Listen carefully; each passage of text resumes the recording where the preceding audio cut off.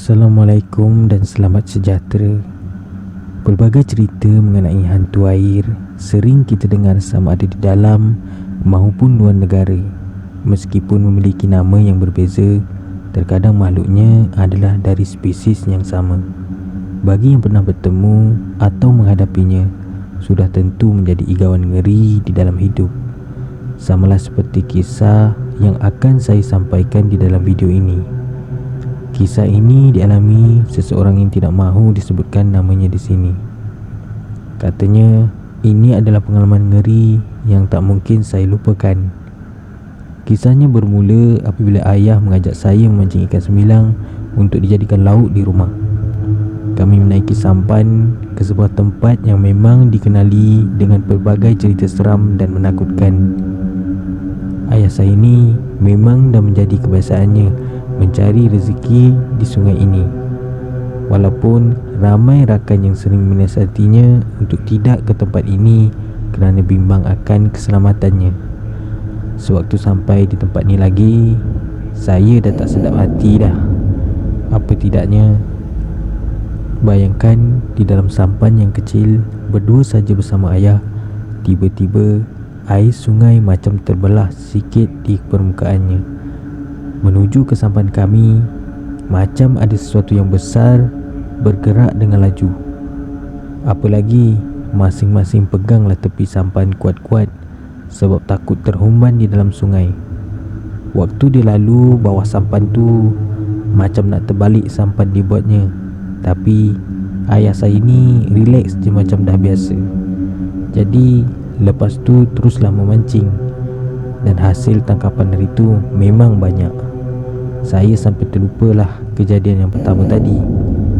Bila balik saja hari dah maghrib.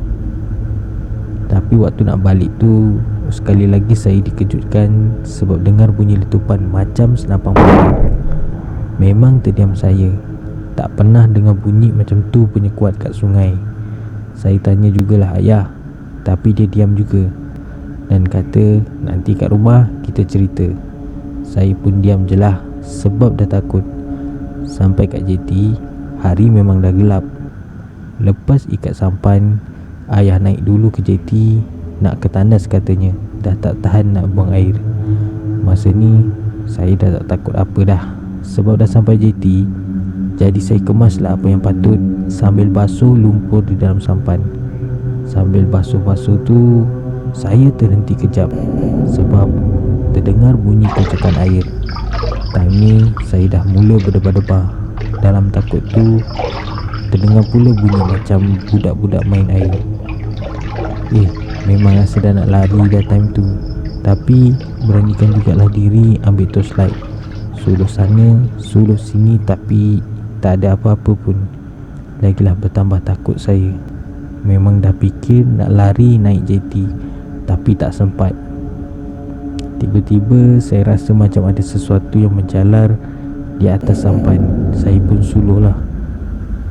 Ternampak rambut hitam yang kusut masai panjang dari satu lembaga dari arah dalam air. Rambut tu menjalar macam ular ke arah saya, terus membelit tangan kiri saya.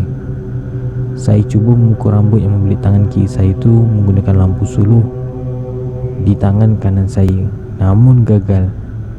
Tangan kanan saya pula dibelit dan rambut tu terus menjalar ke leher saya, membuatkan saya tak boleh nak menjerit meminta bantuan. Waktu tu nafas pun dah tak mampu untuk saya tarik. Saya dah hampir kelemasan dan terlihat kelibat ayah menghampiri saya. Selepas itu saya pun tak sedarkan diri. Bila sedar saja, saya dah di dalam surau jeti. Ayah ada menceritakan yang air terbelah itu adalah lintasan buaya, dan juga bunyi senapang itu adalah libasan ekor buaya di muara sungai. Apa yang mengganggu saya pula adalah spesies hantu air. Mujurlah ayah saya sampai tepat pada masanya. Kalau tak, entahlah apa yang akan terjadi. Jadi kita ni kat mana pun berada, selalulah meminta perlindungan dan bantuan dari Allah Subhanahu Wa Taala. Terima kasih. Assalamualaikum.